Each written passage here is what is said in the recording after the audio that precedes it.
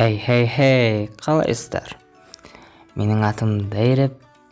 Әлі өзгерген жоқ. Рубрика оңай ақша. Бүгінгі серияда мен сіздерге конкретно схема айтпаймын. Бүгінгі видео өзгеше. Бүгінгі серияның тақырыбы қайдағы тақырып?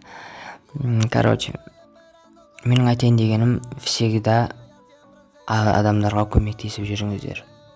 Кәдімгідей всегда. Мысалы, жоғалып кеткен мысық, жоғалып кеткен ит, жоғалып кеткен тағы бір үй жануары болса, всегда оларға көмектесіп соны алып, или жоғалып кеткен паспорт, жерге түсіп қалған адамдар түсіріп алған сондай заттарын алып, сөйтіп көмектесіп жүріңіздер. Себебі тапқан адамға оны наградасы болады. Әр адам, сен босқа тапқан жоқсың ғой. Егер сен сондай заттарды тауып алсаң, онда саған обязательно бір ақша береді. Және ол любой сумма болуы мүмкін, ол сен тауып алған затқа байланысты.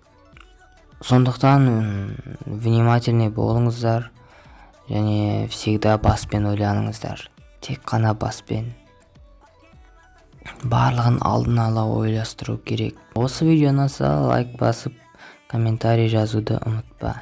Және де менің лайв каналыма да подписаться етуді ұмытпағайсың, давай ма? Лайв каналда қызықты видеолар шығып тұрмайды.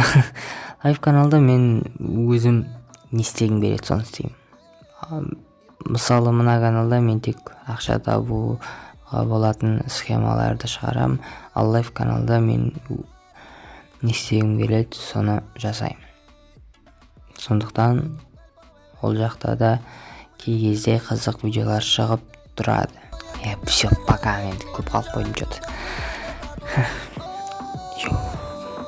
Bebecita